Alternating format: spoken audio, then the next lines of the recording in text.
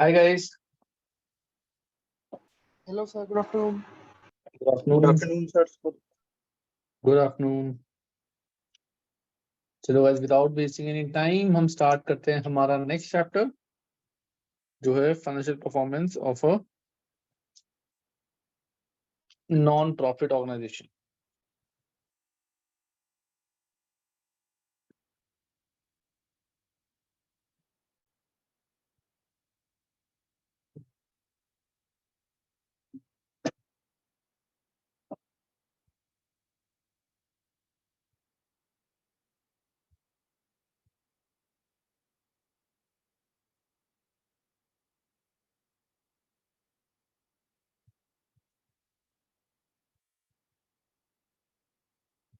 चलो guys, this is our chapter number 18. ये करते हैं chapter और we'll try कि chapter तुम्हारा आज complete हो जाए so that हमारा पूरा F2 का syllabus आज complete हो जाए. ठीक है? Yes, sir.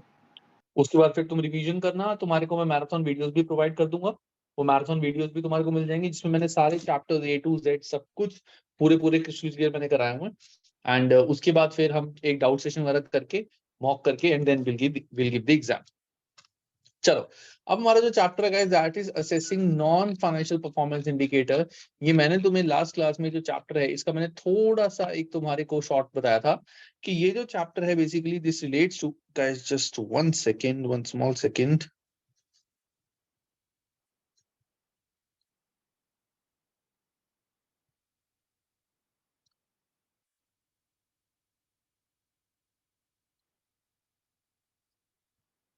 हाँ, तो मैंने तुम्हारे को जो लास्ट क्लास में इसका एक छोटा सा लॉजिक बताया था इस चैप्टर के बारे में थोड़ा सा एक क्रक्स बताया था. वो क्या था कि ये चैप्टर बेसिकली उन कंपनी से रिलेटेड है विच आर नॉन फाइनेंशियल. जो नॉन फाइनेंशियल कंपनीज होती हैं उनकी हम परफॉर्मेंस को कैसे असेस कर सकते हैं. अभी तक तो हमने जो फाइनेंस वाली कंपनी थी जो प्रॉफिट कमाती थी हमने उनके अकाउंट चेक किए थे. हमने उसमें कि कहाँ पे वो अपनी कॉस्टिंग कम कर सकते हैं, कैसे प्रॉफिट बढ़ा सकते हैं, टारगेट सेटिंग, स्टैंडर्ड्स, बजट, ये सब हमने देखा था. क्योंकि उनका जो प्राइम होता है that is with the profit. कि कंपनी के प्रॉफिट्स कैसे होंगे उससे उनका डायरेक्ट रिलेशन होता है कि कंपनी के इतने प्रॉफिट्स उनको कमाना है, इतना उनका प्रॉफिट होना चाहिए, इतना उनका मार्केट शेयर होना चाहिए.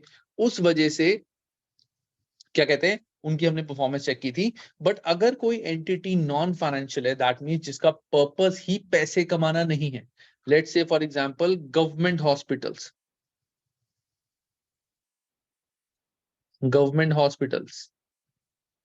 Schools, government schools. तो उन केसेस में हम कैसे असेस करेंगे क्योंकि हमने तो मैनेजमेंट अकाउंटिंग पढ़ी हुई है और as a management accountant this is our rule to justify कि वो काम ठीक से कर रहे हैं कि नहीं कर रहे विद प्रूफ और विद फिगर्स. तो यहाँ पे हम कैसे प्रूफ करेंगे कि वो ऑर्गेनाइजेशन ठीक से काम कर रही है कि नहीं कर रही. तो ये हमने गाइस इस चैप्टर में पढ़ना है. थ्योरी का चैप्टर है, इसमें प्रैक्टिकल नहीं है. थोड़ा बहुत अगर होगा तो होगा बट वैसे प्रैक्टिकल ज्यादा खास नहीं है. फटाफट से चैप्टर पढ़ते हैं. तो सबसे पहले गाइस हमारा आता है नॉन फाइनेंशियल इंडिकेटर. कि सबसे पहले नॉन फाइनेंशियल इंडिकेटर्स कौन कौन से होते हैं जिनके बेस पे हम बता सकते हैं कि हमारी जो कंपनी है, जो ऑर्गेनाइजेशन है, वो ठीक से काम कर रही है कि नहीं कर रही. तो there are lot of indicators. ऐसा नहीं है कि कंपनी के ये लिमिटेड है, there are lot of indicators. लेकिन हमने उन सारे इंडिकेटर्स को बना के कोशिश करी है कि मोस्ट ऑफ द इंडिकेटर्स हम यहाँ पे डाल दें. So many company are therefore using a combination of quantitative and qualitative non-financial indicators such as the following. अब जैसे एक बार थ्योरी भी पढ़ लेते हैं.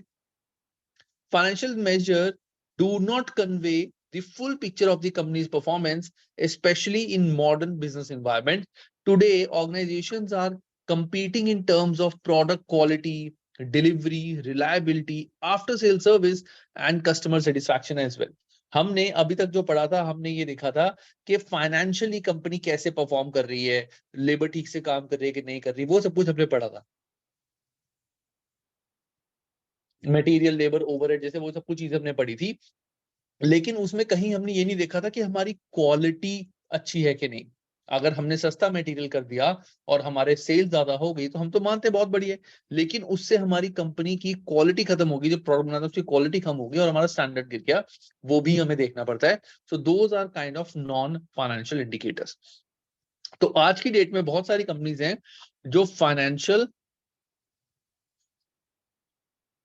एंड नॉन फाइनेंशियल इंडिकेटर्स दोनों को देख के, मैनेजमेंट अकाउंटेंट जो है वो दोनों इंडिकेटर्स को देख के, अंडरस्टैंड करके देन अपना एक फाइनल कंक्लूजन देंगे कि कंपनी ने ओवरऑल इस साल में अच्छा किया कि नहीं किया। तो नॉन फाइनेंशियल इंडिकेटर्स हमारे कौन कौन से हो सकते हैं? जैसे क्वालिटी ऑफ द प्रोडक्ट, के प्रोडक्ट की क्वालिटी कैसी है। जैसे लेट से एप्पल का हर बार नया फोन लॉन्च होता है, एप्पल ने नया बोला कि अगले साल हमारा ये बजट है, तो अगले साल हुआ ये कि एप्पल ने अपने फोन्स की थोड़ी सी प्राइसिंग कम कर दी, थोड़ी सी क्वालिटी कम कर दी, तो उससे सेल्स बहुत ज्यादा बढ़ गई। जैसे मान लो आईफोन 15 प्रो मैक्स अगर मैं बोलूं, वो एप्पल ने निकाला जस्ट 80,000 का, तो lot of people will buy iPhone 18 pro max. लेकिन उससे क्या होगा कि मार्केट रेपुटेशन एप्पल की खत्म हो जाएगी, क्योंकि जिन लोगों ने आईफोन 14 प्रो मैक्स 1.5 लाख के लिए, वो कहेंगे हम तो बेवकूफ रह गए, आईफोन कंपनी ने 15 प्रो मैक्स को 80 लाख का निकाल दिया, 80,000 का निकाल दिया, हमने इतना महंगा लिया हुआ है, तो उनका ट्रस्ट खत्म हो जाएगा। उन्होंने क्वालिटी भी कम कर दी। तो quality, number of customers complaint, के एक अगर हम लेट से साल में या एक महीने में हम 1000 यूनिट सेल कर रहे हैं, तो 1000 में से कितनी कंप्लेंट हमारे पास वापस आ रही है।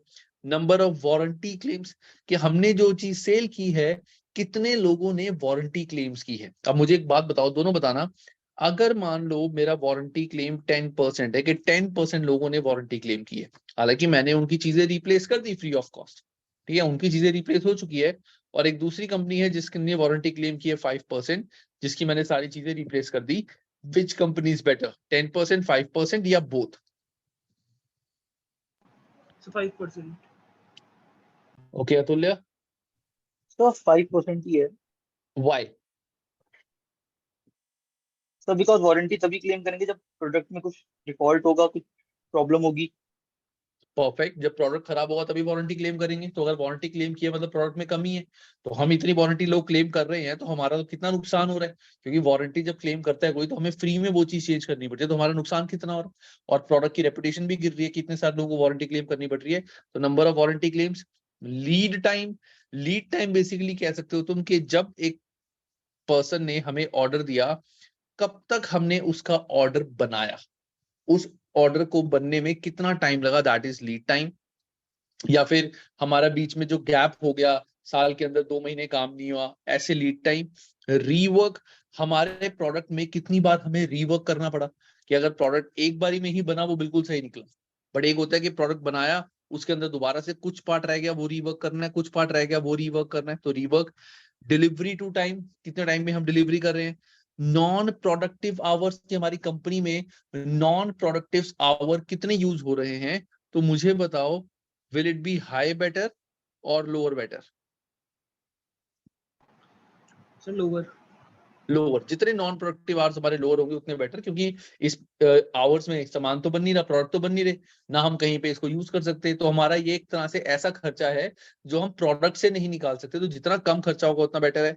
सिस्टम डाउन टाइम, कि अगर हमारा मशीन एक साल के लिए कितने डाउन टाइम के लिए थी। गाइस सॉरी, मुझे ना बीच में थोड़ी सी यॉर्निंग आ रही है, एक्चुअली मैंने ना, मेरी थोड़ी सा मुझे कोल्ड है, तो I have taken a medicine, इस वजह से थोड़ा सा ना मेरे को यॉर्निंग आ रही है बीच में। आई होप तुम्हारे को कोई प्रॉब्लम नहीं है, अगर हो तो मुझे प्लीज बता देना, तो मैं फिर अपने मुंह पे पानी मार के आ जाऊंगा। No, sir, no problem. ठीक है, सो ये होते हैं गाइस हमारे नॉन फाइनेंशियल इंडिकेटर। आज की डेट में कंपनी सिर्फ फाइनेंशियल इंडिकेटर के बेस पे नहीं जी सकती, उसको नॉन फाइनेंशियल इंडिकेटर्स को भी देखना पड़ता है, इनको भी समझना पड़ता है। ठीक है,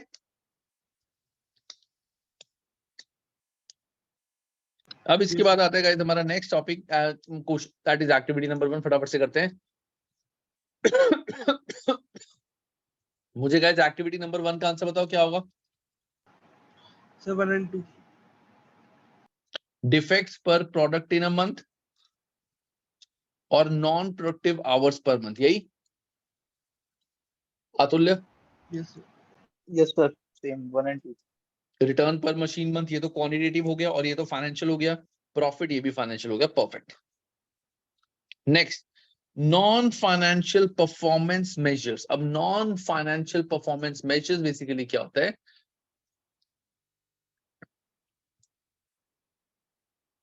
जैसे ये वही चीज है जो हमने पढ़ी है कि फाइनेंशियल मेजर्स जो होते हैं वो हमारे को क्या प्रोवाइड करेंगे, नॉन फाइनेंशियल मेजर्स हमारे को क्या प्रोवाइड करेंगे। तो non financial performance measures can provide managers with incentives to improve long term financial performance. कि अगर नॉन फाइनेंशियल परफॉर्मेंस मेजर्स को हम अच्छे से देखते हैं तो उससे हमारी कंपनी का लॉन्ग टर्म बेटर रहता है और हम लॉन्ग टर्म में प्रॉफिट कमाते हैं। Focusing on customer satisfaction encourages repeat business which is good for long term profitability. बाकी जो फाइनेंशियल परफॉर्मेंस इंडिकेटर है, मेजर्स हैं, वो तो इसीलिए होते हैं ये देखने के लिए कि हमारे मैनेजर्स ने ठीक से काम करा है कि नहीं करा, सब कुछ ठीक हुआ है कि नहीं हुआ, हमने जो टारगेट्स बनाए थे वो अचीव हुए कि नहीं हुए। तो बिल्कुल सिंपल है, इस चीज को एक काम करो, टेक 5 मिनट्स, एक बार जैसे इसको पढ़ लो, कोई डाउट है तो मुझसे पूछ लेना। एक्सक्यूज मी सर, या तो ले सर चैप्टर 17 की वीडियो आएगी है सर, वरना अब तो बुक से ही करना है। चैप्टर 17 जो है that is exactly same as तुम्हारा F3 का जो रेशियो चैप्टर है। तो वो वीडियो में F3 की जो रेशियोज है वो तुम्हारे को प्रोवाइड कर दूंगा। बाकी इसकी जो मैराथन वीडियो है वो देख लेना, इसमें एक दो रेशियोज एक्स्ट्रा है जो मैंने कवर कराई हुई। Okay sir. बिल्कुल सेम है, कोई फर्क नहीं है, बस एक दो रेशियोज एक्स्ट्रा है।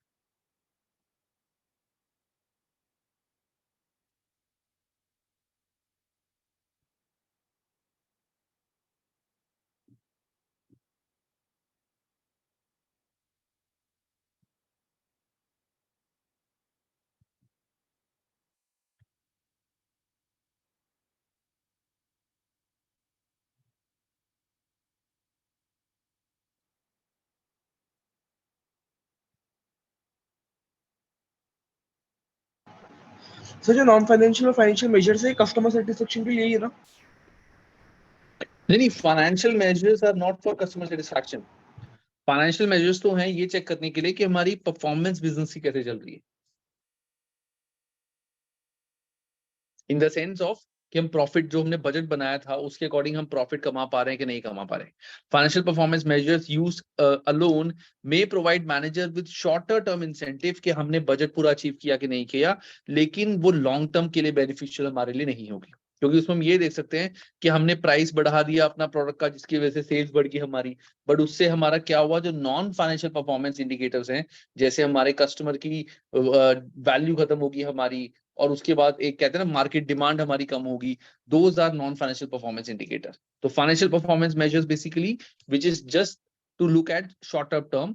नॉर्मली जब एक बिजनेसमैन कोई अपना काम करता है और मैनेजमेंट अकाउंटेंट को हायर करता है, उसका काम होता है कि फाइनेंशियल एंड नॉन फाइनेंशियल दोनों का ध्यान रखना, कि ऐसा ना हो कि कोई फाइनेंशियल परफॉर्मेंस में मैं चेंज करके, जैसे मान लो मैंने बजट अपना ओवर अचीव कर लिया, कुछ कर लिया, उसका मतलब वो नहीं करना मुझे at a stake of my quality of the product कि मैंने क्वालिटी गिरा दी। ये चीज मुझे नहीं करनी, मुझे फाइनेंशियल परफॉर्मेंस मेजर्स भी देखने हैं, नॉन फाइनेंशियल परफॉर्मेंस मेजर्स भी देखने हैं। क्योंकि non financial performance measures generally long term improvement के लिए होते हैं और financial performance measures generally short term incentives के लिए होते हैं।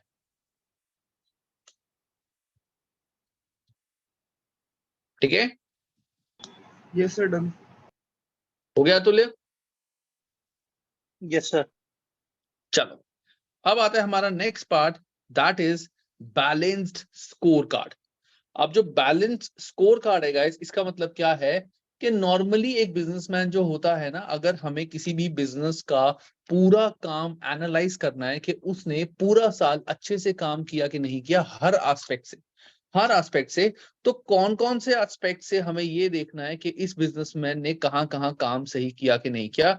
हम सिर्फ ये नहीं देखेंगे जो उसने बजट बनाया था वो अचीव किया कि नहीं किया, और भी बहुत सारी चीजें हैं जो हमें देखनी है। तो हम 4 प्रोस्पेक्ट से देखते हैं एक बिजनेस को कि बिजनेस ने अच्छा परफॉर्म करा है कि नहीं करा। पहला प्रोस्पेक्ट जो होता है that is financial prospect. Financial prospect का मतलब क्या होता है, इसमें हम ये चेक करते हैं कि जो बिजनेस है उसने कितना रिटर्न कमा के दिया है शेयर होल्डर को। How we create value for the shareholder, कि शेयर होल्डर की वैल्यू हमने कैसे बढ़ाई है, वो सबसे पहले हम देखेंगे। अगर शेयर होल्डर की वैल्यू बड़ी है, ऐसा नहीं है अकेला इंडिकेटर है, हमें चारों चीजें देखनी है कि ये भी बढ़े, ये भी बढ़े, ये भी बढ़े, ये भी बढ़े। ऐसा ना हो कि 2 चीजें बढ़े और 2 चीजें कम हो। हमें चारों का एक बैलेंस मेंटेन करके रखना है कि हमारे शेयर होल्डर की वैल्यू भी बढ़े, which is called financial scorecard. Then आता है इंटरनल बिजनेस प्रोसेस, के हमारा जो इंटरनल बिजनेस है, काम करने का तरीका है, वो हमारा कोई ऐसी चीज हो जिसमें हम एक्सेल करते हैं, इसमें कितना अच्छा हमने काम करा। जैसे फॉर एग्जांपल कोक है, कोक ने इंटरनली इतनी सारी पॉलिसीज लेके आए, वो इतने सारे प्रोसेस बनाए कि उसकी जो चीज की क्वालिटी है वो बेस्ट है, ठीक है, वो अच्छी चीज बना के दे रहा है, उसकी मैनेजमेंट अच्छे से काम कर रही है, मशीन वेस्टेज नहीं हो रही, सब कुछ नहीं हो रहा। That is internal business process, कि इंटरनली हमारे बिजनेस का प्रोसेस जो है वो कैसा चल रहा है। थर्ड होता है हमारा कि हम नई चीजों में कितना ज्यादा इन्वॉल्व हो रहे हैं, कि आजकल नई नई टेक्नोलॉजीज आ रही हैं, बहुत कुछ चीजें चेंज हो रही हैं, तो क्या हम उन चीजों को भी अपने बिजनेस में इनकॉर्पोरेट कर रहे हैं कि नहीं कर रहे। हम प्रॉफिट कमाने के लिए पुराना तरीका ही अपनाए जा रहे हैं, लेकिन हम नई चीजें नहीं लेके आ रहे, तो वो भी हमारा एक नुकसान होगा। हमें ये भी देखना है कि नई नई चीजें, नई नई लर्निंग्स हम लेके आ रहे हैं या नहीं लेके आ रहे। और उसके बाद होता है अल्टीमेटली कि हमारा कस्टमर जो है वो सेटिस्फाइड है या नहीं, हाउ कस्टमर सीज अस, कि एक बार अगर कस्टमर ने हमसे सामान ले लिया, क्या वो हमसे दोबारा सामान देगा, अगर हाँ दैट मींस हमने अच्छा काम किया है, अगर नहीं दैट मींस हमने अच्छा काम नहीं किया।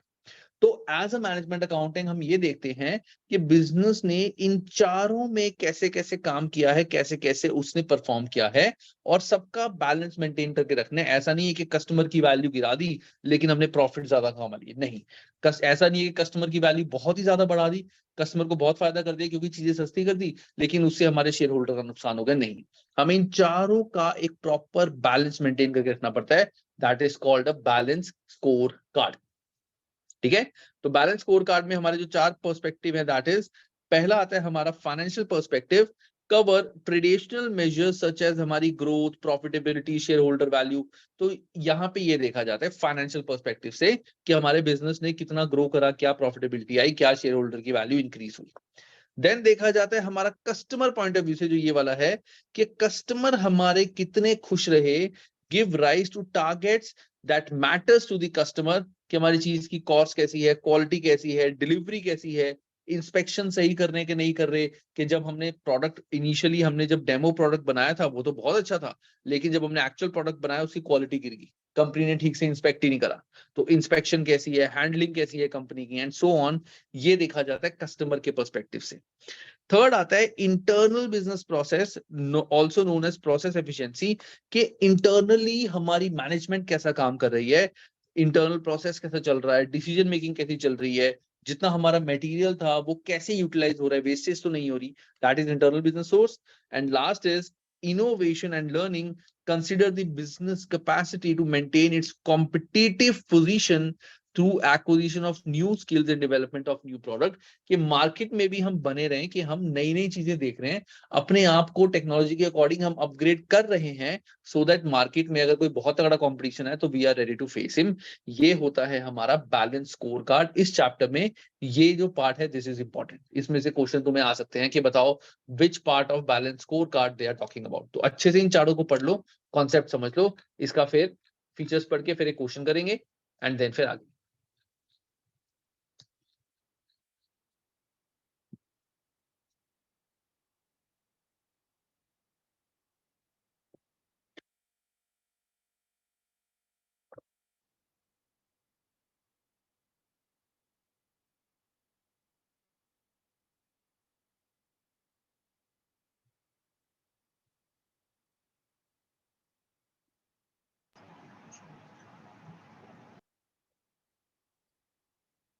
Done sir.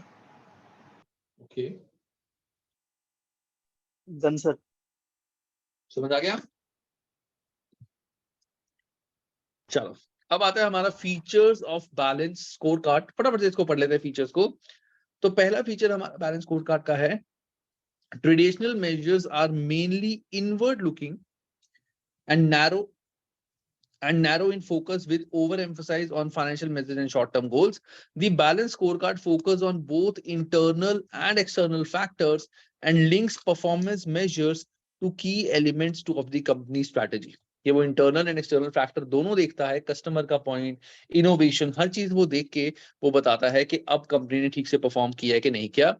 It requires a balanced consideration of both financial and non-financial measures and goal to prevent improvement being made in one area at expense of other.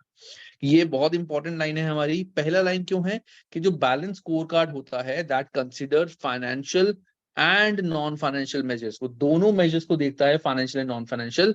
Also वो ये देखता है कि एक का फायदा करने के लिए कहीं हमने दूसरे का नुकसान तो नहीं कर दिया. It attempts to identify the needs and concerns of customers to identify new products and market and focus on comparison with competitors, establish best practice. चलो ये तो ऐसे कुछ सिंपल सा है. तो ये है हमारा guys features of balance score card. पढ़ लेना, कुछ खास इसमें नहीं है. फटाफट से एक्टिविटी नंबर 2 करो और मुझे बताओ कि बैलेंस स्कोर कार्ड के कौन से कैटेगरी में ये आएंगे.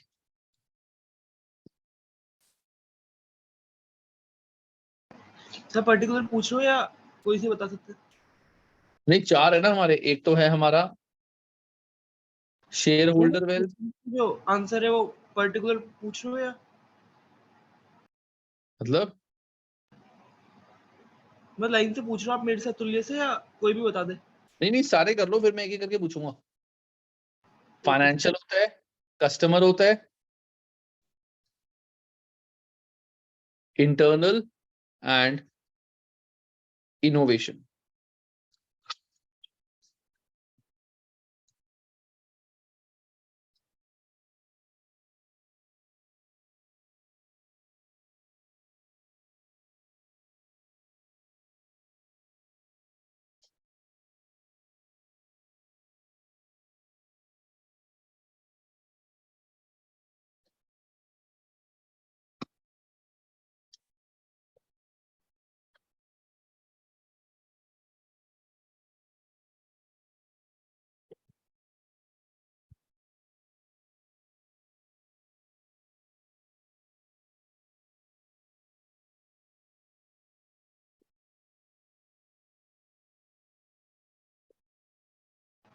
Done sir.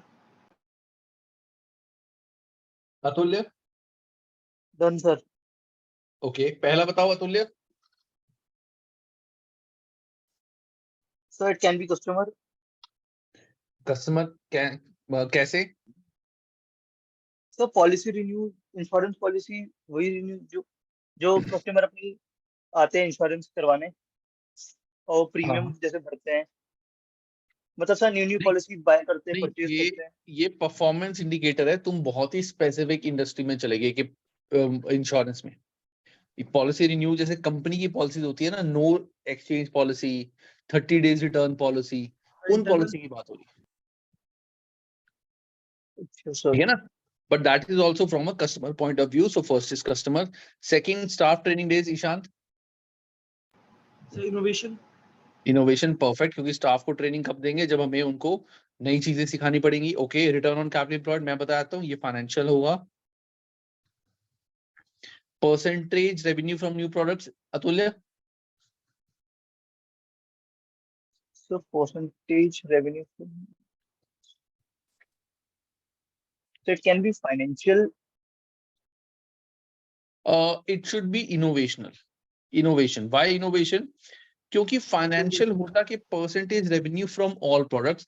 हम सिर्फ न्यू प्रोडक्ट्स जो हमने लॉन्च किए हैं उसका रेवेन्यू देख रहे हैं. तो ये ओवरऑल रेवेन्यू हमारी पूरी उसका नहीं है. हम सिर्फ नए प्रोडक्ट्स जो हमने लॉन्च किया हम उसका रेवेन्यू देख रहे हैं, which is linked with innovation. Okay sir. Percentage of premium paid out as claim. Ishant. Sir customer. ये है फाइनेंशियल. अच्छा, क्वेश्चन मैंने यहाँ से पढ़ा नहीं था कि जनरल इंश्योरेंस कंपनी का है. सॉरी अतुल्य, मैं थोड़ा सा वो हो गया था. तो तुम्हारा जो पॉइंट था वो बिल्कुल सही था. मैंने जेन्युइनली ये चीज नहीं पढ़ी थी. मैं सिर्फ यहाँ से पॉइंट्स देख रहा था। तो जनरल इंश्योरेंस कंपनी जब पॉलिसी रिन्यू करती है वो कस्टमर के लिए होती है। Sorry, I am really sorry Atul. No problem sir. ठीक है, percentage of premium paid out as claim का मतलब क्या होता है कि हमने जितने लोगों ने क्लेम कर दिए, जैसे LIC लोग कराते हैं या कोई हेल्थ इंश्योरेंस कराते हैं, तो हमने उनको कितना पैसा दिया, तो percentage of premium paid out as claim कि जितना हमें प्रीमियम आया है उसमें से कितना परसेंटेज हमने क्लेम दे दिया, इट विल बी फाइनेंशियल, कि हमने कितना क्लेम लोगों को दिया है। उससे पता चलेगा ना कि हमारा फाइनेंस कैसा चल रहा है, कितनी प्रीमियम आ रहा है, कितना हम पे कर रहे हैं। Percentage of policy document sent out with in 5 working days, ये बताओ अतुल्य।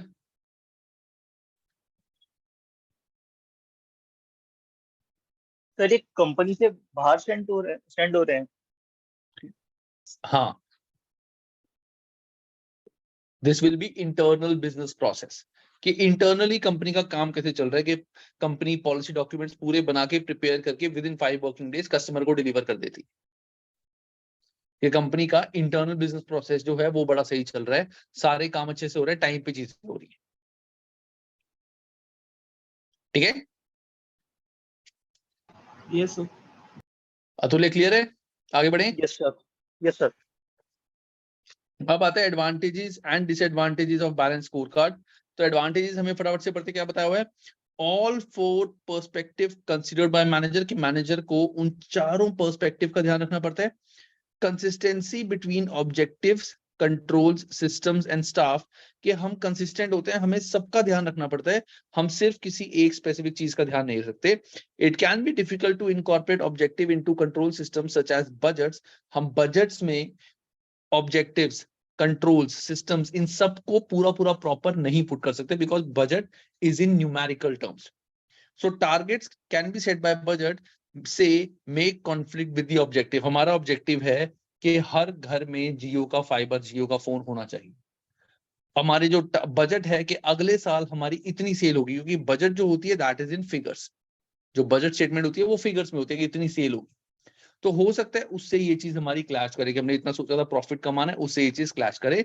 तो इसीलिए बैलेंस स्कोर कार्ड हमारी बहुत ज्यादा हेल्प करते हैं। इसके डिसएडवांटेज क्या है? पहला डिसएडवांटेज है हमारा कॉन्फ्लिक्टिंग मेजर्स, कि इनके खुद के मेजर्स आपस में कॉन्फ्लिक्ट करते हैं, कि अगर हमें एक चीज को बढ़ाना है तो देयर आर हाई चांसेस कि दूसरी चीज हमारी कम हो जाए। एक चीज को बढ़ाना है तो देयर आर हाई चांसेस कि दूसरी चीज हमारी कम हो जाए, इसीलिए ये दो आपस में कॉन्फ्लिक्ट करती रहती है। देन आते हैं सिलेक्टिंग मेजर्स। अब हमने बैलेंस स्कोर कार्ड तो देख लिया कि ये 4 चीजें हमें देखनी है, लेकिन उनके लिए हम कौन कौन से मेजर्स देखें। जैसे हमने नॉन फाइनेंशियल परफॉर्मेंस मेजर्स देखे थे, हम कौन कौन से मेजर्स देखें, कस्टमर कंप्लेंट देखें, ये देखें, वो देखें, हमें वो चीजें नहीं पता। So not only do appropriate measures have to be devised, but number of measures must also be agreed. Care must be taken that the impact of the results is not lost in sea of information, कि इतनी सारी information हमारे पास है लेकिन हमने कुछ information के base पे रिजल्ट दे दिया, जिसकी वजह से हमारे जो रिजल्ट है वो गलत है, सही नहीं। एक्सपर्टीज, ये मेजर्स जो हैं ये वहीं पे सही रहेंगे जहां पे लोगों को एक्सपर्टीज है। फाइनेंशियल वालों को फाइनेंशियल में एक्सपर्टीज है, नॉन फाइनेंशियल वालों को उसमें एक्सपर्टीज है। Interpretation, even the financially trained manager may have difficulty in putting figures into overall perspective, कि हम हर चीज को फिगर्स में नहीं डाल सकते, तो हर एक चीज का समझने का तरीका अलग होगा। अब हम कहते हैं कि कस्टमर कंप्लेंट्स हमारी इतनी आई, इतनी कंप्लेंट्स कस्टमर की आई, लेट्स से मैं बोलता हूं कि हमारा 20% हमारी कस्टमर कंप्लेंट 20% आई, बढ़ गई। पहले हमारी पिछले साल कस्टमर कंप्लेंट थी 15%, अब आ गई 20%। तो हो जरूरी नहीं है कि ये चीज हमारी गलत हो सकता है कस्टमर कंप्लेंट हमारे लिए एक तरह से ये भी हो कि हमने अपनी चीज ज्यादा कॉस्टली कर दी हो, हमने प्रॉफिट भी कमा लिया, तो उससे कस्टमर कंप्लेंट जो है वो कंप्लेंट ही ये डाल रहे हैं कि तुमने चीज महंगी कर दी। प्रोडक्ट बहुत अच्छा है, प्रोडक्ट के बारे में कोई कमी नहीं है। जैसे अमेजोन पे अगर तुम जाओ, वहां तुम रिव्यूज पढ़ो, कई बार काफी सारे लोग एटलीस्ट 20% टू 30% जो लोग रिव्यू देते हैं ना, वो सिर्फ प्राइस का देता है कि प्राइस बहुत ज्यादा हाई है, चीज ठीक है लेकिन प्राइस बहुत ज्यादा हाई है, that's why I have given 3 stars. Price बहुत वो है, तो वो अलग चीज है। वो हमने कॉन्सेप्ट हमने वो बनाना था इन द सेंस कि हमने प्राइस ज्यादा रखना था, हमने रखा ही इस वजह से था कि प्राइस ज्यादा होगा, कम लोग लेंगे, लेकिन उनको क्वालिटी पसंद आएगी, लोगों ने तारीफ भी की। तो दैट्स व्हाई इसको जो नॉन बैलेंस स्कोर कार्ड है, इसका इंटरप्रिटेशन निकालना, इसका रिजल्ट निकालना जो है वो काफी ज्यादा डिफिकल्ट होता है, कंफ्यूज करता है लोग।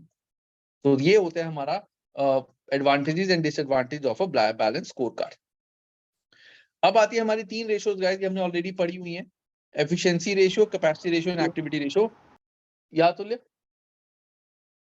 अच्छा ईशान ने पूछा, या ईशान? नहीं सर, यस सर बोला। अच्छा अच्छा, नेक्स्ट आता है efficiency ratio, capacity ratio and activity ratio. तीनों रेशियो हमने पढ़ी हुई है। मैं फटाफट से इसके यहाँ पे तुम्हारे लिए फॉर्मूले लिख देता हूँ। तो हमारी सबसे पहले आती है, एक तीनों चीजें याद रखना गाइस, एक होते हैं हमारे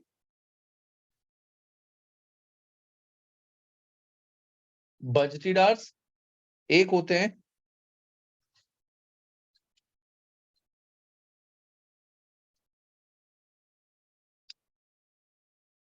standard hours for actual output, एक होते हैं एक्चुअल आवर्स। आई थिंक इसके बारे में अब तुम दोनों को, सभी को, इनफैक्ट जो आगे वीडियो देखेंगे सबको अच्छे से पता होगा। बजटेड आवर्स होते हैं जो बजट बनाते हुए हमने सोचा था कि हमारे इतने आवर्स लगेंगे। Standard hours for actual output क्या होता है कि यहां से हम एक ओवरहेड एब्जॉर्प्शन रेट निकालते हैं पर आवर, कि पर आवर हमारा ओवरहेड एब्जॉर्प्शन रेट कितना है, ठीक है, या पर यूनिट निकाल लेते हैं, जो भी इसमें निकालना है हमें। और वहां से हम देख लेते हैं कि हमारे बजट के टाइम पे हमने सोचा था कि एक यूनिट को बनाने में हमारे 10 आवर्स लगेंगे, हमने इतने यूनिट्स बनाने हैं, तो as per budget total hours इतने लगने चाहिए। एक्चुअली यूनिट जो हमने बनाए हैं उसके अकॉर्डिंग बजटेड आवर्स कितने होने चाहिए, तो यहां से हम क्या निकाल लेंगे, बजटेड आवर्स पर यूनिट। इसका फॉर्मूला क्या होगा, total hours divide by total units. Total hour divide by total units, total hours divide by total, मैं थोड़ा नीचे करके लिखता हूँ, वैसे मैंने करवाया हुआ है ये। सर हम स्किप भी कर सकते हो तो आता है अब तो ये। कोई बात नहीं, क्योंकि ये वीडियो और भी बच्चे देखेंगे ना आगे, शायद उनको थोड़ा सा डाउट आ जाए। Budgeted hours per unit will be total hours divide by total budgeted hours divide by total budgeted units. तो यहां से हमारे आएंगे बजटेड आवर्स पर यूनिट, फिर टोटल बजटेड आवर्स हमारे ये वाले हो गए। देन आते हैं स्टैंडर्ड आवर्स फॉर एक्चुअल। इसका हमारा फॉर्मूला होगा budgeted hours per unit into actual units के बजटेड आवर्स, एक यूनिट को बनाने में एज पर बजट कितना टाइम लगना चाहिए था, और एक्चुअली हमने कितने यूनिट्स बनाए हैं, ये हमारा एक तरह से फ्लेक्स बजट का पार्ट होता है कि जितने हमने एक्चुअल यूनिट्स बनाए हैं उसके अकॉर्डिंग हमें इतने आवर्स लगने चाहिए थे, और एक्चुअल आवर्स मतलब एक्चुअली कितने आवर्स हमारे लगे। तो यहाँ जो हमारी 3 रेशियोज आती हैं, ये अतुल्य लिखना है तुम्हें या रब कर दूं? सर अब कर दीजिए। ठीक है। अब हमारी जो 3 रेशियोज आती हैं, सबसे पहली रेशियो हमारी आती है एफिशिएंसी रेशियो।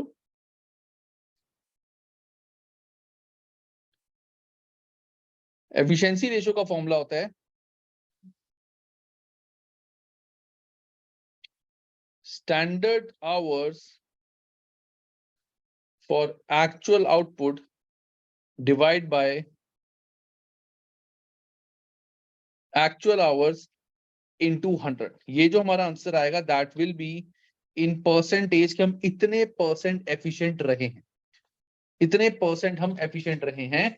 कि अगर मान लो हमारी ये रेशियो 100% से ज्यादा आ रही है, मतलब हमने एक्चुअली कम टाइम लगाया, जबकि जितने यूनिट्स हमने एक्चुअली बनाए हैं उनको बनाने में ज्यादा टाइम लगना चाहिए था। तो 100 से ज्यादा मतलब हम ज्यादा एफिशिएंट है, जितना कम होगा मतलब उतने कम एफिशिएंट है।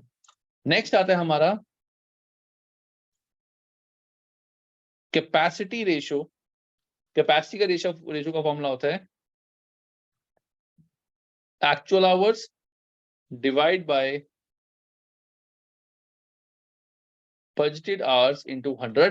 कि बजटेड आवर्स के अकॉर्डिंग मैंने कितना एक्स्ट्रा काम किया, अगर मैंने एक्स्ट्रा काम किया दैट मींस मेरी कैपेसिटी ज्यादा थी। कैपेसिटी जितना ये रेशियो ज्यादा होगी, दैट मीन्स मेरी कैपेसिटी उतनी ज्यादा थी, मैंने बजट में अपनी कैपेसिटी कम बनाई। नेक्स्ट आता है हमारा एक्टिविटी रेशियो, और we call it production volume ratio. Activity ratio और प्रोडक्शन वॉल्यूम रेशियो, इसका फॉर्मूला होता है standard hours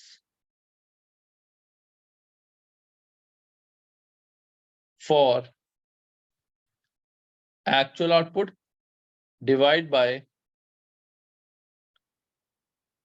budgeted hours into 100, कि हमने बजट से कितने परसेंटेज ज्यादा हमने काम किया, हमने बजट से कितने परसेंटेज ज्यादा काम किया। अगर मैं तुम्हें यहाँ पे इसको तोड़ के बताऊं, standard hours for actual output का फॉर्मूला क्या होगा, it will be actual units, ध्यान से सुनना, actual units into budgeted hours per unit, यही फॉर्मूला होता है। Standard hours for actual output का फॉर्मूला क्या होगा कि एक्चुअली हमने कितने यूनिट्स बनाए हैं into budgeted hours per unit, और डिनोमिनेटर में बजटेड आवर्स का फॉर्मूला क्या होता है, budgeted units into budgeted hours per unit. कि देखा जाए ये दोनों चीज तो दोनों में कॉमन है, तो ये तो वैसे ही कट गई। That means actual units divide by budgeted units into 100, कि हमने जो बजट बनाए थे उससे कितना ज्यादा हमने काम किया है, दैट इज एक्टिविटी रेशियो। तो ये जो रेशो होती है, इसका जो क्रक्स है वो ये क्रक्स है कि कैसे बनी है रेशो, इसको प्रोडक्शन वॉल्यूम रेशो। कई बच्चे बोलते हैं कि sir standard hours for actual output divide by budgeted hours, इनका लिंक नहीं बनता। ये हम समझ सकते हैं, ये हम समझ सकते हैं, ये हमें समझ नहीं आ रहा, ये क्या चक्कर है। तो यहाँ पे इसका हमें क्या समझ आया कि standard hours for actual output, इसका मतलब क्या है कि इसका फॉर्मूला ये है, बजटेड आवर्स का फॉर्मूला ये है। तो दोनों में बजटेड आवर्स पर यूनिट जब मेरे कट हो गए तो रह गया actual units divide by budgeted units. इससे क्या समझ आया कि मैंने कितनी ज्यादा अपने बजट से काम किया है। मैंने सोचा था कि मैं 1 लाख यूनिट्स बनाऊंगा, बट मैंने 1.5 लाख यूनिट्स बना दिए, तो विच विल बी 150%। तो ये होती है मेरी एक्टिविटी रेशो। तीनों रेशोज हैं, फटाफट से देख लो, समझ लो, लर्न कर लो, फिर हम बढ़ते हैं आगे।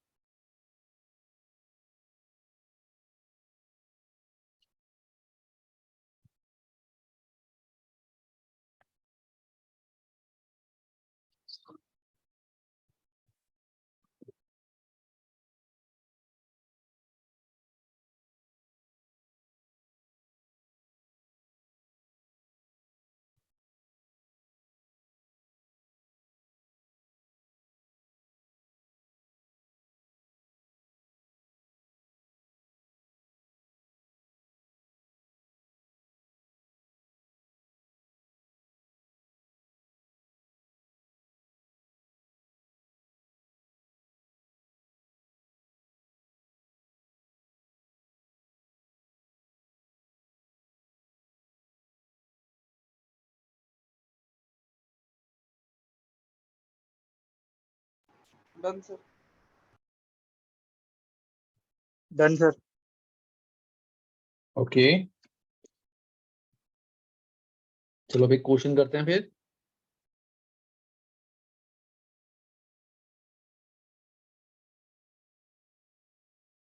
अच्छा, इन्होंने क्वेश्चन दिया ही नहीं हुआ।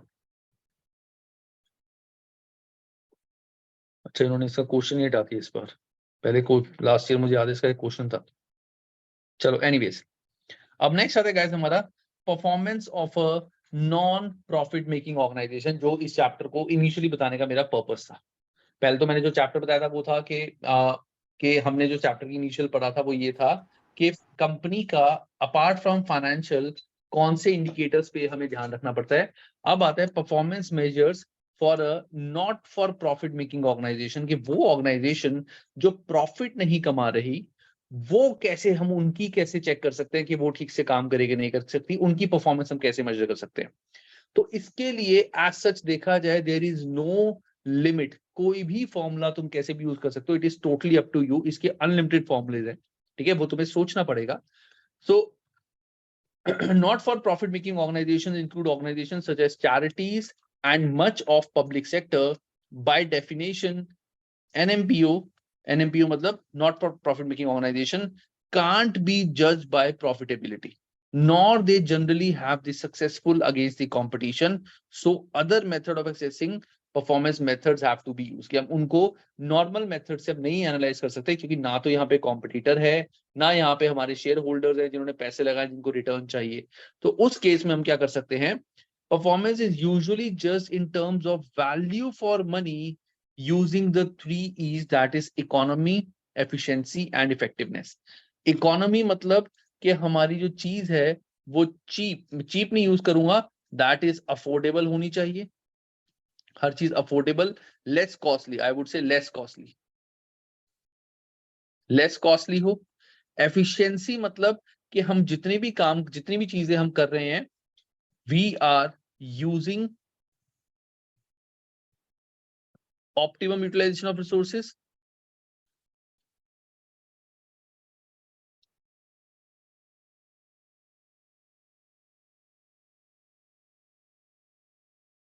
एंड इफेक्टिवनेस मतलब ऑन टाइम। तो ये तीनों चीजें हम देखते हैं which is called value for money. तो not for profit making organisations के लिए हम वैल्यू फॉर मनी देखते हैं, जिसमें आ रहा है सबसे पहले हमारा इकोनॉमी मतलब कि उनकी जो इक्विपमेंट्स हैं वो बहुत ज्यादा कॉस्टली ना हो, जो आम जनता है जो थोड़ी बहुत फीस पे कर रही है, जनरल फीस, वो बहुत ज्यादा कम हो। एफिशिएंसी मतलब कि जितने भी हमारे रिसोर्सेज हैं, जैसे हॉस्पिटल्स हैं, गवर्नमेंट हॉस्पिटल, वो मेडिसिन को सब कुछ को प्रॉपरली यूटिलाइज कर रही है, optimum utilisation of resources, wastage नहीं हो रही है। इफेक्टिवनेस, पेशेंट अगर आ रहा है तो उसका जल्दी से ट्रीटमेंट होके उसको वापस करा जा रहा है। ऐसा नहीं है कि हाँ गवर्नमेंट हॉस्पिटल में एक बंदा 15-20-25 दिन से एडमिट है और वो वैसे ही ठीक है, जैसे प्राइवेट हॉस्पिटल वाले उसको रख लेते हैं कि चलो ठीक है बिल बनता रहेगा, वैसे रखा हुआ नहीं। कितना इफेक्टिव चल रहा है, पेशेंट कितने आए, कितने जल्दी ठीक हो गए, कितने पेंडिंग है, वो चीज। तो ये तीनों चीजें हमें not for profit making organisations में देखनी होती है, एंड इसमें देयर इज नो लिमिट, कहीं से कुछ भी यहाँ पे पूछा जा सकता है। तो economy refers to procurement of appropriate quantity of resources at minimum cost. The important point यहाँ पे is minimum cost, and appropriate quantity हमें purchase करनी है। Efficiency refers to maximum useful output from the resources, and basically wastage नहीं होनी चाहिए। Minimum हमारा resource का इनपुट होना चाहिए कि इनपुट कम हो और आउटपुट मैक्सिमम।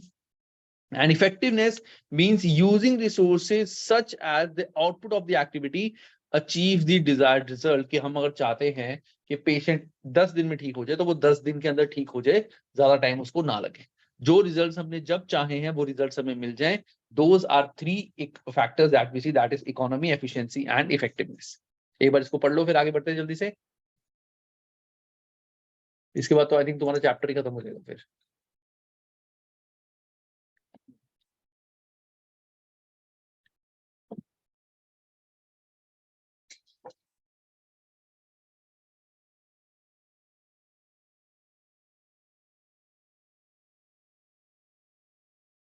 सर इफेक्टिवनेस का मतलब टाइम से ही है ना यहाँ पे, इसका effectiveness.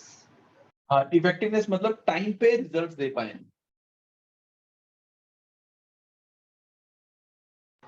Done sir. Atulya, done sir.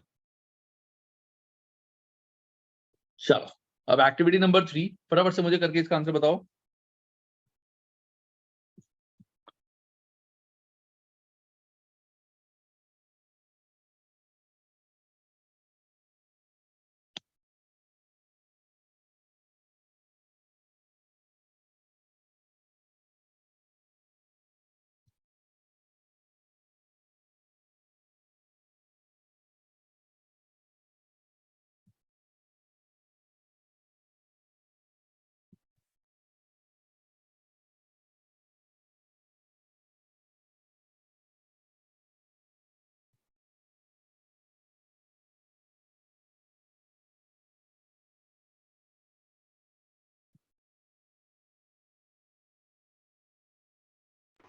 Sir option ए।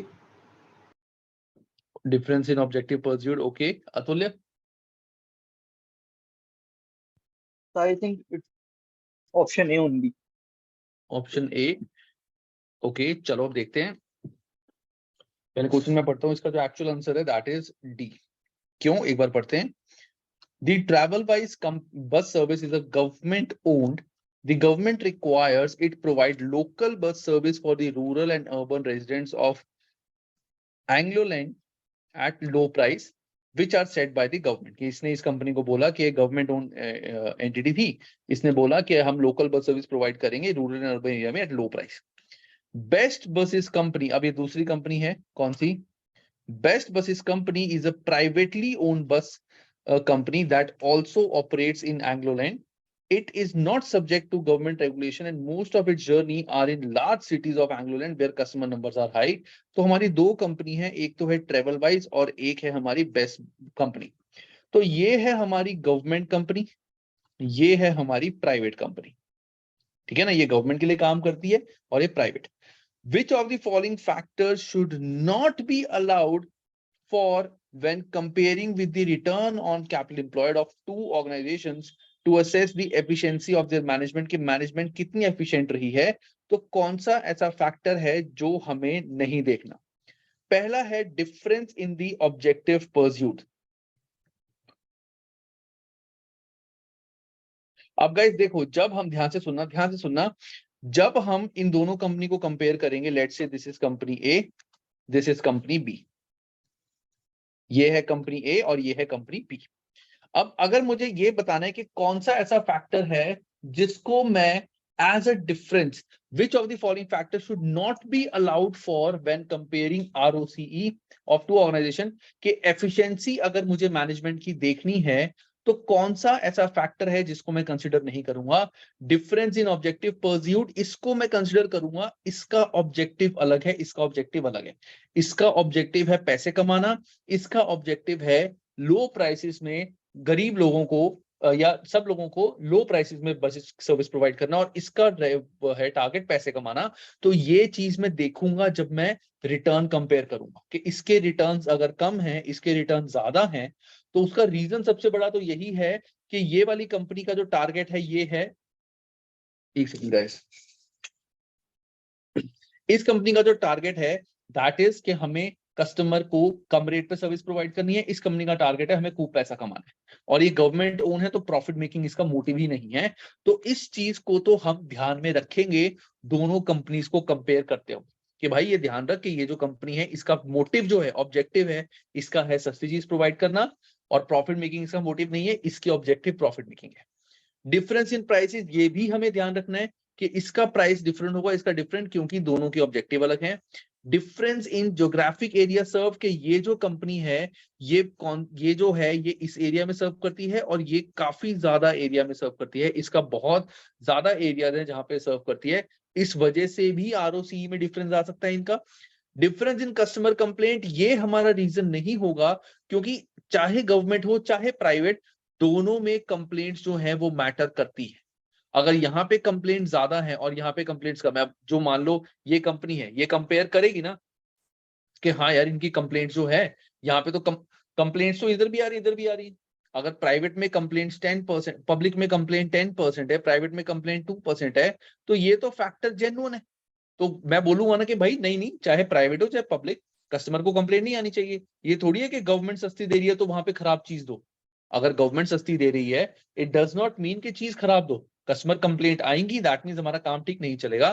तो विच of the following should not be allowed when comparing, तो इसको हम कंपेयर करते हुए नहीं देखेंगे. क्यों? क्योंकि ये फैक्टर तो दोनों में आता ही है. ये फैक्टर हमें देखना है कि ये फैक्टर हम देखेंगे कि दोनों का भाई ऑब्जेक्टिव अलग है, दोनों के प्राइस अलग है, दोनों की अलग है. ROCE निकालते हुए इस चीज का हम ध्यान नहीं रखेंगे कि हाँ कि इस केस में क्या है, इस केस में क्या है. समझ आया? Yes yes sir. तो चलो अब नेक्स्ट, ये जो चीज मैंने तुम्हें बताई थी एग्जैक्टली वही है कि इकोनॉमी, एफिशिएंसी, इफेक्टिवनेस, के हमारे जो इनपुट्स होते हैं वो सस्ते और अच्छे होने चाहिए. प्रोसेस जो हमारा है वो एफिशिएंट होना चाहिए, कि हमारी जो चीजें हैं वो वेस्टेज ना हो, सब कुछ हो, और जो हमारा आउटपुट है वो इफेक्टिव हो, सारा आउटपुट हमारा निकले. यही है हमारा 3 E's. ठीक है, और यहाँ पे गाइस हमारा पूरा चैप्टर आई थिंक खत्म हो जाएगा. बस चैप्टर खत्म हो गया. अच्छा ये यहाँ TQM इन्होंने यहाँ पे डाल दिया. अच्छा एक सेकंड गाइस मैं देखूं. चलो इन्होंने TQM यहाँ पे डाल दिया। अब इन्होंने बताया हुआ है performance measurement in other areas, तो ये भी सेम है, इसको पढ़ लेना, कुछ ऐसा खास नहीं है, just give it a plain read. अब नेक्स्ट टॉपिक आता है गाइस हमारा TQM, total quality management. Total quality management, total quality management का जो एम होता है वो ये होता है, it is the process of applying a zero defects philosophy to the management of all resources and relationship between the firm as a means of developing and sustaining a culture of continuous improvement that focuses on meeting customer expectation। मतलब हम अपनी company में best quality की चीज निकाल रहे हैं, हमारी वेस्टेज बिल्कुल नहीं हो रही है, हम लेटेस्ट इनोवेशन से काम करते हैं, जो चीज कस्टमर को चाहिए हम वो बना के देते हैं उसके प्राइस पे, और जैसा कि सेम कि वेस्टेज हमारी बिल्कुल नहीं हो रही है, क्वालिटी हमारी बेस्ट चल रही है, that is total quality management. Total quality management is a business philosophy aimed at improving quality. The process of quality involves establishing standards for quality of a product. कि हम क्या, जैसे हमने एप्पल का एग्जांपल ले लेते हैं कि Apple kind of TQM follow करते हैं, काइंड ऑफ कि TQM क्या है उसका, कि उसका एक स्टैंडर्ड फॉलो होता है, बेस्ट क्वालिटी की चीज वो देगा। तुम्हें एक्सपेक्टेड है कि जब नया एप्पल का फोन आएगा तो वो बेस्ट क्वालिटी का फोन होगा। मैं तुम्हें एक छोटा सा एग्जांपल देता हूँ, अपना प्रैक्टिकल एग्जांपल देता हूँ, मेरे साथ ये चीज हुई है, तुम खुद देखना। तुम आजकल की जनरेशन के बच्चे हो, तुम्हें थोड़ी बहुत मोबाइल की नॉलेज वगैरह होती है, एक बार देखना तुम कहोगे यार ये क्या मजाक है। एक फोन है सैमसंग का नोट 20 अल्ट्रा और एक है सैमसंग का ही S23 अल्ट्रा। ये दो फोन्स हैं, ठीक है। चेक करना तुम्हें पता चलेगा, क्योंकि मेरे पास दोनों फोन है, मतलब एक फोन मेरी वाइफ के पास है, एक फोन मेरे पास है। ये दोनों फोन हमारे गिरे, ये दोनों फोन हमारे गिरे। उसका जो फोन है उसकी स्क्रीन बच गई, मेरे वाले की स्क्रीन टूट गई पूरी, ठीक है। टेक्निकली इसके अंदर गोरिल्ला ग्लास विक्टस लगा था, एंड गोरिल्ला ग्लास विक्टस उस टाइम पे was supposed to be the hardest glass जो इतनी जल्दी ब्रेक नहीं हो सकता। इसके अंदर लगा है गोरिल्ला ग्लास विक्टस 2, जो टेक्निकली इस विक्टस से डबल स्ट्रॉन्गर है। अब हुआ क्या, जब मेरा फोन टूटा तो मैंने वैसे ही रिव्यूज वगैरह देखे, तो मैंने इन दोनों फोन्स के मैंने ड्रॉप टेस्ट देखे।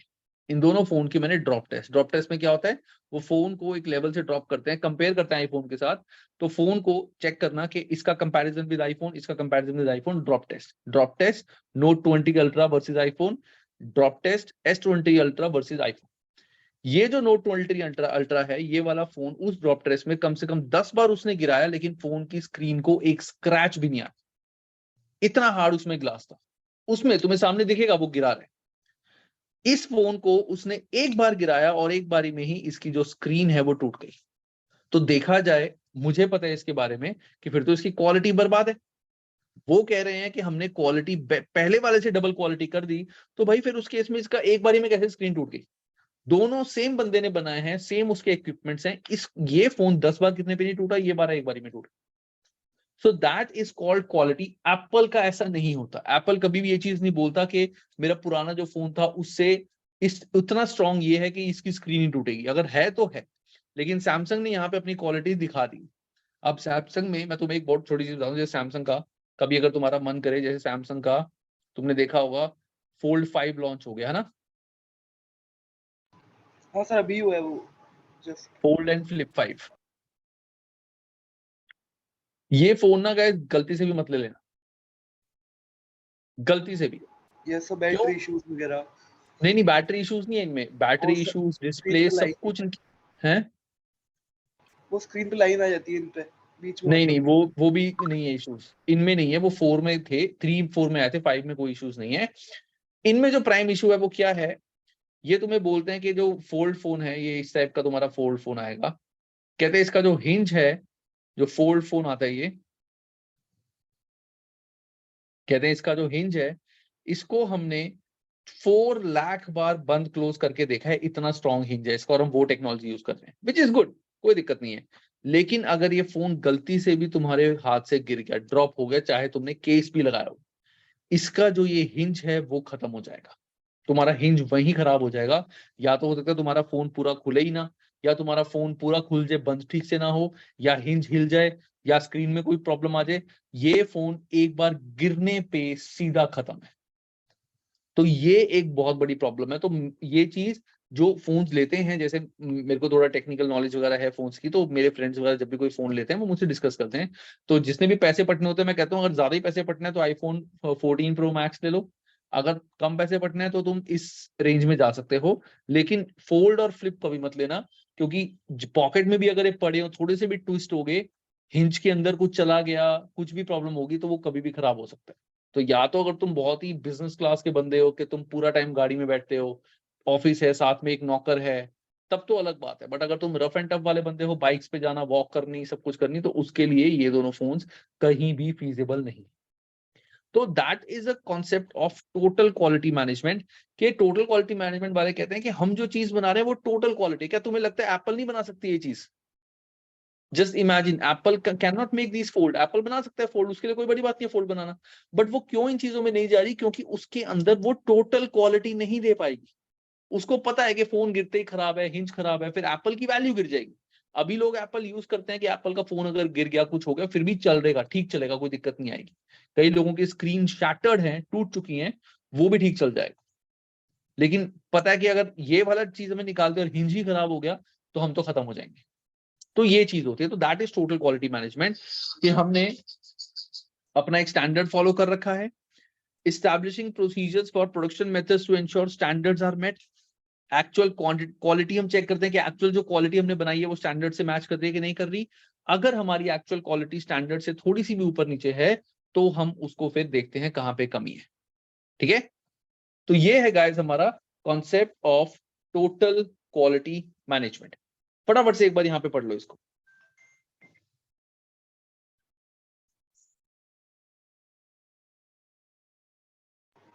सर तो अभी के टाइम पे S23 अल्ट्रा सबसे अच्छा फोन चल रहा है ना ओवरऑल? S23 अल्ट्रा सबसे अच्छा फोन चल रहा है। तुमने लेना है? वहाँ चल रहा है फोन की, आप देख रहे हो कौन सा, मतलब वैसे? मैं तुम्हें दिखाता हूँ, देखो कैमरा दिख रहा है मेरा? हाँ, यस। ये देखो, ओ अच्छा। ये मेरा S23 अल्ट्रा है। एक बारी गिरने पे इसकी स्क्रीन टूट गई। चल रहा है फोन, फोन में दिक्कत नहीं है, फोन ठीक चल रहा है, लेकिन इसकी स्क्रीन एक बारी में टूट गई। और इसकी 25,000 की स्क्रीन है। अच्छा। हाँ, और ये ऐसा भी नहीं है कि बहुत ऊपर से गिरा था। बिल्कुल ऐसा नहीं है कि बहुत ऊपर से गिरा था। ये बिल्कुल ही बहुत ही पास से गिरा था। सर तो आपके दोनों, क्या दोनों फोन साथ में गिरे थे? 20 अल्ट्रा और आपका नोट 20 अल्ट्रा और ये? नहीं, वो अलग गिरा था यार, वो भी दिखाता हूँ तुम्हें।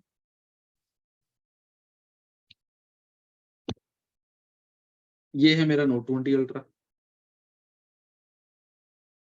और किस्मत की बात है, दोनों देखो सेम ही जगह से टूटे। Yes sir. ये तो बिल्कुल नहीं चलता अब नोट 20 अल्ट्रा, तो ये तो इसका डिस्प्ले ही चला गया इसका पूरे का। और हालांकि तुम दोनों फोन देखो, दोनों फोन बिल्कुल सेम लगते हैं हर तरीके से। यस सर, बट सीरीज ये लग रहा है, उसका फर्क तो पड़ता ही है। यार पता है क्या, सीरीज जो होती है ना आजकल, जो फोन्स नई चीजें ये जो सीरीज वगैरह निकालते हैं, मैं बीइंग अ यूजर, मैंने दोनों फोन यूज कर रहे हैं, इतना ज्यादा फर्क नहीं है। हमें लगता है, हमें चीजें दिखाई जाती हैं। और सैमसंग स्पेसिफिकली ये क्या उल्टे काम करता है, which is why Samsung is famous, which is the thing in which Samsung is famous. वो क्या करता है, वो ना जितने भी अपने ओल्ड फोन्स है ना उनको स्लो कर देता है।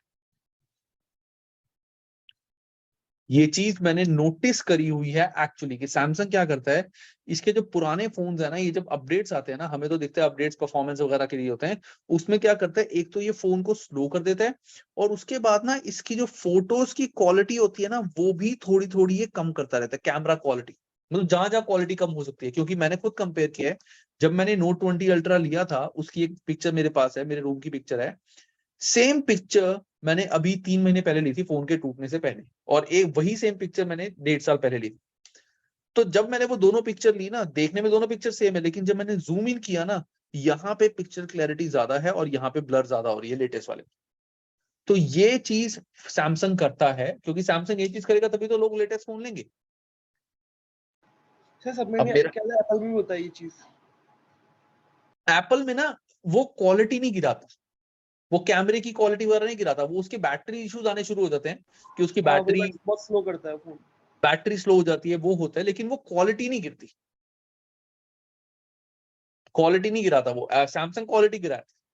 सैमसंग में बड़ी चक्कर होते हैं कि सैमसंग में क्वालिटी गिर जाती है। अब मैं तुम्हें बताऊं, देखो तुमने शायद पुरानी मेरी वीडियोस वगैरह देखा हो, अब तुमने देखा होगा ये जो मेरा स्टाइलस है ना, जो मैं लिख रहा हूं अभी, जैसे मैंने तुम्हारा नाम लिखा है ईशान,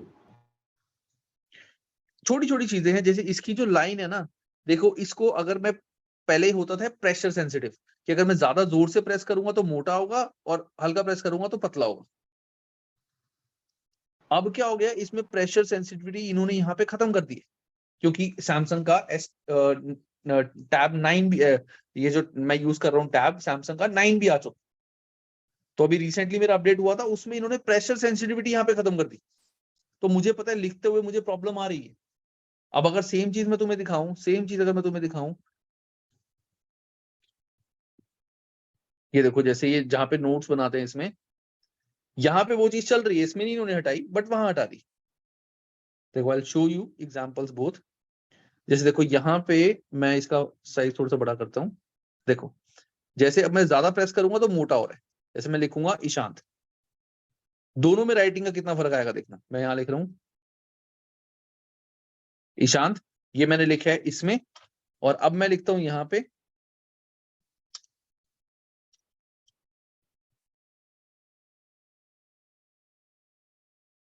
ये देखो, दिख रहा है डिफरेंस। Yes sir. ये छोटी छोटी चीजें हैं। यहाँ पे देखो टी बाद में पतला हो गया, यहाँ मोटा है, ऐसी छोटी छोटी चीजें हैं, ये कंपनीज करती हैं। ये मैं स्क्रीन रिकॉर्डर से कर रहा हूँ, ये मैं अपने नोट्स पे कर रहा हूँ।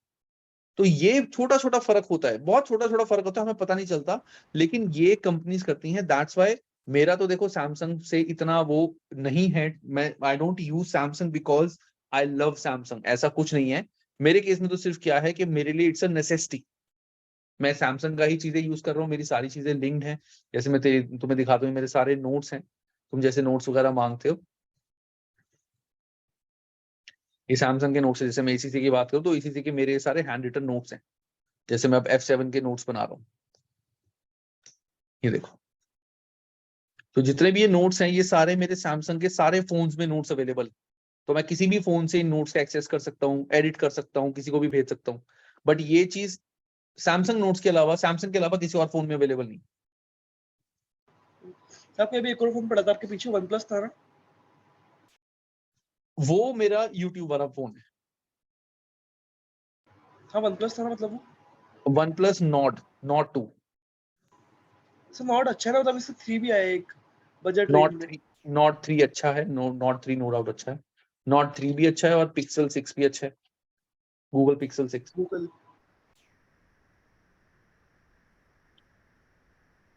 ठीक है ना। चलो गाइस फटाफट से इसको पढ़ लो और फिर हमारा चैप्टर जो है वो खत्म हो जाए। बट मेरा जो पर्पस था तुम्हें समझाने का, लास्ट वीडियो है, लास्ट टॉपिक है, तो थोड़ा सा मैंने सोचा इंटरेस्टिंग वे से खत्म करते हैं। तो वो यही था कि टोटल क्वालिटी मैनेजमेंट में कि बहुत सारी कंपनीज होती हैं जो धीरे धीरे अपनी क्वालिटी से कॉम्प्रोमाइज कर लेती है। जैसे मैंने तो भी अपनी फोन की स्क्रीन दिखाया, इतना महंगा फोन, 1.5 लाख का फोन लेने के बाद भी एक छोटे, ऐसा भी नहीं मैं कहूँगा बहुत ऊपर से गिरा, बहुत नीचे से गिरा, और पूरा केस मैंने लगा के रखा होता है, ये भी नहीं विदाउट केस यूज करता, केस के साथ अगर फोन टूट गया तो फिर तो कंपनी बस लूट रही है हमें। Yes sir.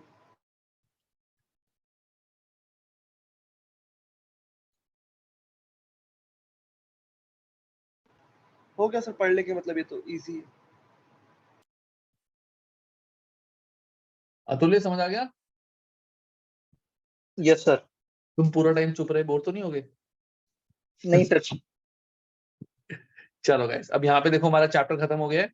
अब देखो तुम्हारा टारगेट क्या होना चाहिए। अब हमने सिलेबस ऑलरेडी कंप्लीट कर दिया। मैं तुम्हारे को F3 की, एक सेकंड इसका फॉन्ट थोड़ा छोटा कर लूं, मैं तुम्हारे को F3 की रेशोज की वीडियो प्रोवाइड कर दूंगा, और दूसरा तुम्हारे को ये वीडियोस प्रोवाइड हो जाएंगी तुम्हारे को, प्लस तुम्हारे को F2 की मैराथन वीडियोस भी प्रोवाइड हो जाएंगे। आई थिंक वो शायद अवेलेबल हैं, अगर नहीं है तो प्रोवाइड हो जाएंगी। तुम्हें क्या करना है, अब तुम्हें कोशिश करनी है, आज है 30th, bye 4th to 5th सितंबर अपना पूरा सिलेबस कंप्लीट करो सारी रिवीजन के साथ। इफ रिक्वायर्ड चाहे मेरी मैराथन वीडियो 2 बार देख, एक बार तो पूरी देख, क्योंकि मैंने मैराथन वीडियोस में पूरा पूरा सिलेबस, इंटायर सिलेबस, एक एक चैप्टर, एक एक टॉपिक, एक एक फॉर्मूला, मैंने सब कुछ समझाया हुआ है। क्वेश्चन कोई सॉल्व नहीं किया, लेकिन मैंने सब कुछ कॉन्सेप्चुअली समझाया हुआ है। तो वो तुम देख लोगे तो तुम्हारी रिवीजन बहुत जल्दी हो जाएगी। उससे 5 आवर्स में तुम्हारी पूरे सब्जेक्ट की रिवीजन हो जाएगी। मैंने उसमें 4 पार्ट में डिवाइड किया है, वो तुम देख लेना। रिवीजन करने के बाद तुम्हें इसका 4 to 5 सितंबर के बीच में एक मॉक तुम्हें इसका करना है। मैं असलम को बोल के I will provide, actually Aslam, I think you know, Aslam is also doing ACCA, तो उसके ACCA आई थिंक फाइनल के उसके एग्जाम है सितंबर में, तो ACCA फाइनल के उसके एग्जाम है। तो हालांकि it's not a big deal, तो असलम को मैं बोल दूंगा, वो तुम्हारे को एक एक मॉक प्रोवाइड कर देगा जो तुम्हारे को देना है। वो मॉक देने के बाद तुम्हारे को जो तुम्हारी BPP की एग्जाम किट है उसके लास्ट में भी मॉक्स हैं, तुम्हें वो भी मॉक देने हैं। तो 2 मॉक्स तुम्हें देने हैं। एग्जाम किट वाला तुम एक दे सकते हो, इसमें 3-4 मॉक्स हैं, तीनों चारों दे सकते हो, एक भी दे सकते हो। एक मॉक तुम्हें जो हम देंगे वो तुम्हें देना है। ये सब करने के बाद तुम्हारे को देन तुम देखना कि तुम्हारे कितने मार्क्स आ रहे हैं। Your mark should be in the range of 80 to 85 और मोर देन दैट। इससे ज्यादा ही होने चाहिए, इससे कम ना। इनिशियली वाले मॉक में तुम्हारे कम मार्क्स आएंगे, क्योंकि पहला मॉक करोगे उसमें हो सकता है तुम्हारे मार्क्स 65, 60, 65, 70 आए। कोई बात नहीं, उससे कमियां देखना कहाँ पे गलती हो रही है। देन उसके बाद move to next chapter, oh sorry, next mock. उस मॉक में तुम्हारे 80, 85 आने चाहिए। जैसे ही तुम्हारे इस रेंज में मार्क्स आने शुरू हो जाते हैं, एक तो तुम्हारा टारगेट है कि मुझे 90+ लेके आना है, मुझे वर्ल्ड वाइड वैसे तो रैंक आता नहीं है, बट तुमने टारगेट बनाया 90+ लाना है, देन दैट्स डिफरेंट। बट अगर तुम चाहते हो कि हाँ मुझे अच्छे नंबरों से पास होना है, तो 80-85 के बीच में अगर तुम्हारे मार्क्स आ रहे हैं, सीधा सीधा अपना एग्जाम बुक कराओ और अपना एग्जाम दे दो। एग्जाम देना अपना 7 सितंबर के बाद, उससे पहले 7 या 8 सितंबर के बाद, उससे पहले मत देना। 8 सितंबर के बाद ही अपना एग्जाम देना। और जो BT वाले बच्चे हैं, BT वाले बच्चे अपना एग्जाम जो है वो 5 सितंबर के बाद कभी भी दे सकते हैं। ठीक है सर मैं कब तक दूंगा एग्जाम, मतलब आपको मेरा पता है कि मैंने कब से स्टार्ट करा है। तो तुम्हारे F1 और F3 हो गए ना? Yes sir. ठीक है, तो तुम अपना एग्जाम जो है, तुम्हारा सिलेबस कितना हो गया ईशांत? सर मेरा इस हफ्ते में एक बार का पूरा सिलेबस हो जाएगा। इस हफ्ते में, दैट मींस बाय 3rd सितंबर। हाँ सर। ठीक है, तो तुम उसके बाद एक मॉक दो और मॉक में देखो कितने मार्क्स आ रहे हैं। फिर मुझे बताना कि तुम्हारे मुझे व्हाट्सएप करना कि ईशान मुझे ना डायरेक्टली कॉल मत करा करो, एक्चुअली मैं कभी कभार क्लास में होता हूँ या कुछ होता है ना, तो मैं बात नहीं कर पाता। ठीक है, अच्छा मुझे मैसेज कर देना, if required just send me sir please call, I will call you back.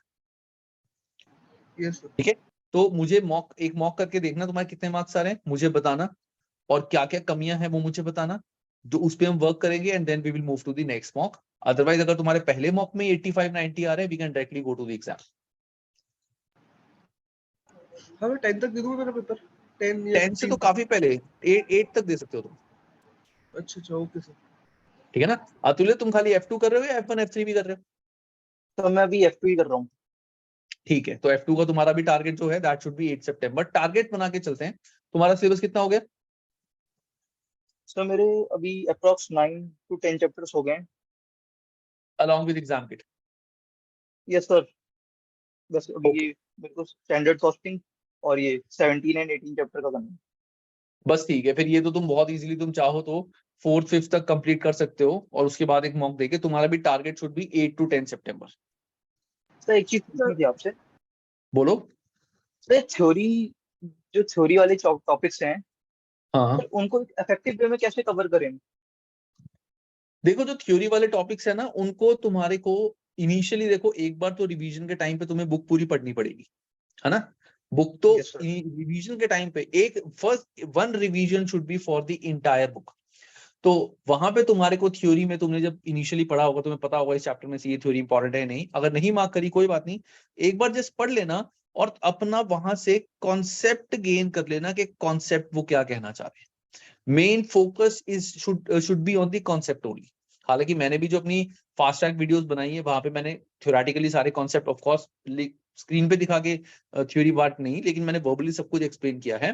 But तुम्हें एक बार पढ़ के कॉन्सेप्ट अपना क्लियर करना है। अगर तुम्हें किसी चीज का कॉन्सेप्ट पता है, लेट्स से रेशोज में तुम्हारे को पता है कि ये रेशो किस चीज की होती है, तो you don't need to read the theory, सिर्फ वो रेशोज का फॉर्मूला देखो, दैट्स इट। अब जैसे वेरिएंसेस है, मटेरियल वेरिएंस, तुमने एक बार पढ़ा हुआ है कि मटेरियल वेरिएंसेस किस लिए होते हैं, कि हमारे प्राइस वेरिएंस होता है, यूजेज वेरिएंस होता है। प्राइस वेरिएंस किस लिए होता है, यूजेज वेरिएंस किस लिए होता है। और हमने पढ़ा था कि अगर प्राइस वेरिएंस और यूजेज वेरिएंस में चेंजेस क्या क्या होंगे। तुम्हें वो कॉन्सेप्ट क्लियर है, तुम सीधा सीधा फॉर्मूले देख के काम कर सकते हो। सिर्फ कॉन्सेप्ट क्लियर करने हैं तुम्हें थ्योरी पढ़ के, दैट्स इट। और सर 15 मार्कर में वेरिएंस एनालिसिस के अलावा और कौन से चैप्टर आ सकते हैं? वेरिएंस आ सकता है, और तुम्हारे को इसमें रेशोज में से आ सकता है, ठीक है। और तुम्हारे को सारे चैप्टर्स का मिक्स, मटेरियल, लेबर, ओवरहेड का तुम्हारे को एक बड़ा क्वेश्चन दे दिया, और उसमें तुम्हारे को कुछ भी निकालने को दे दिया, और उसमें 4 क्वेश्चन के 4 पार्ट्स आ गए, पार्ट 1, पार्ट 2, पार्ट 3, पार्ट 4, ऐसे भी आ सकते हैं। अच्छा, या 3 पार्ट्स आ गए, 5 मार्क्स से 3 पार्ट आ गए, वो भी आ सकता है। मैच दी फॉलोइंग भी आ सकता है। तो F2 के जो तुम्हारा ये है सेक्शन बी है, इसमें कहीं से कुछ भी आ सकता है। वेरिएंसेस का काफी बार तो ये भी सुना गया कि वेरिएंसेस में से कोई क्वेश्चन ही नहीं आया, बड़े में से छोटे में आ गए, ऐसे भी होता है। कंपैरेटिवली कौन सा हार्ड है तीनों सब्जेक्ट में? कंपैरेटिवली देखो, हार्ड तो देखो तुमने तीनों सब्जेक्ट पढ़ लिया ईशान, F3 भी पढ़ लिया, F1 भी पढ़ लिया, F2 भी पढ़ लिया। अगर मैं हार्ड की बात करूं ना, तो हार्ड एक्चुअली में F1 है, क्योंकि वो पूरा थ्योरी है। Yes sir. इसमें कॉन्सेप्ट नहीं है, काफी ज्यादा कॉन्सेप्ट भी है, थ्योरी भी है। ऑथर की लर्निंग, वो लर्निंग वाला चैप्टर है, सब्जेक्ट है। ये जो F2 और F3 है, ये कॉन्सेप्चुअल है, फॉर्मूला बेस है। अगर तुमने फॉर्मूले सारे पढ़ लिए, कॉन्सेप्ट तुम्हें सारे आ गए, वो उसके बाद तो कोई चक्कर ही नहीं है, फिर तो कहीं से कोई भी क्वेश्चन उठ के आ जाए। बस क्वेश्चन की लैंग्वेज तुम्हें समझ आनी चाहिए। तो ये जो सब्जेक्ट है F2, तुम काफी जगहों पे पूछोगे, दे माइट से कि F2 is tough, reason because क्योंकि F2 तुमने 11th-12th में पढ़ा नहीं हो। जब तुमने 11th में 12th में अकाउंट्स पे करी थी, तो 11th-12th का अकाउंट्स, अगर तुम 11th की सब क्लास में कोई तुम्हें 12th का सिलेबस दिखाता, तुम सबकी हालत खराब हो जाती। ओ यार, 12th में इतना कुछ है, 11th में तो कुछ भी नहीं है। और जब हमने 11th स्टार्ट की थी, तब 11th का सिलेबस इतना बड़ा लगता था, यार इतनी सारी चीजें हमें समझ ही नहीं आ रहा। बैंक रिको, ये वो डेप्रिसिएशन में चार्ट्स हमारे, प्रोविजंस, उसके बाद जर्नल एंट्री। तो धीरे धीरे हमारा माइंड जब हम कुछ पढ़ते हैं तो बढ़ता रहता है। तो डिफिकल्ट कुछ नहीं है, it just conceptual. Concept clear होंगे तो बहुत इजीली आगे बढ़ते रहो। सर मेरे को आपको कुछ पर्सनल बात करनी है, मैं क्लास का कॉल करना प्लीज, अगर फ्री हो तो। ठीक है, मैं जैसे ही क्लास कट करूंगा, you call me. Okay sir. ठीक है, एक्सक्यूज मी सर, या तो ले सर एक और चीज पूछनी थी सर। जो पूछो। एसीसीए के स्टडी हब में जो क्वेश्चंस है, वो सफिशिएंट क्वेश्चंस है, मतलब ऑल वैरायटी के? हाँ, एसीसी स्टडी हब के अंदर जो तुम्हारे प्रैक्टिस क्वेश्चन है, एक तो है हर चैप्टर के, हर टॉपिक के बाद क्विज मत करना। जो तुम्हारे प्रैक्टिस क्वेश्चन है, जिसमें हर चैप्टर के तुम्हारे 18 to 20 क्वेश्चन हैं, वो कर लो। Those I will not say are sufficient, but those are enough कि तुम्हारे सारे, तुम अपने आप को जज कर सको ठीक से। Okay sir. क्योंकि तुम अभी बीपीपी से पढ़ रहे हो, you are learning from BPP, you are getting to know the language of BPP. But ACC की लैंग्वेज जो है वो थोड़ी सी अलग है, क्वेश्चंस का तरीका अलग होगा। मेन फंडा हमारा बस ये होता है कि क्वेश्चन को हमें ठीक से रीड करना है। अगर हम क्वेश्चन को ठीक से रीड करेंगे तो कोई दिक्कत नहीं है। अगर कई बार क्या होता है, हम जब दूसरे ऑथर का कोई क्वेश्चन पढ़ते हैं तो समझ नहीं आता, यार ये क्वेश्चन कहाँ से इसने बना दिया, तो समझ ही नहीं आ रहा, ऊपर से चला गया, तो वो होता है। But read the question twice thrice, तुम्हें समझ आ जाएगा। तो तुम चाहे कापलान की स्किप कर सकते हो, तुम सिर्फ अपनी बीपीपी की प्लस तुम्हारा एसीसी स्टडी हब करो, that is more than enough. Okay sir. ठीक है, yes sir. Any other doubt guys? No no sir. Sir. चलो, क्लास तो अब चलो नहीं है। अब बस तुम मेरे को मॉक करके मुझे बताना, विल डिस्कस एंड विल फिर तुम अपना एग्जाम देना। और सर अगर जैसे इन क्वेश्चन में बीच में डाउट रहेगी, तो फिर ग्रुप में मैसेज कर सकते हैं? ग्रुप में डाल देना डाउट्स जो तुम्हारे आते हैं, ठीक है। और उसके बाद अगर हुआ, इफ रिक्वायर्ड, हमें क्लास भी कर लेंगे। Okay sir. ठीक है ना? थैंक यू सर, आपने इतने अच्छे क्या तीनों सब्जेक्ट पढ़ाए हमारे को। चलो, अभी आगे भी अगर पढ़ना चाहो तो शायद पढ़ लेना मुझसे, अगर आगे सब्जेक्ट पढ़ोगे तो। Yes sir. ठीक है, चल, okay guys, take care, thank you sir. Bye sir. Okay bye.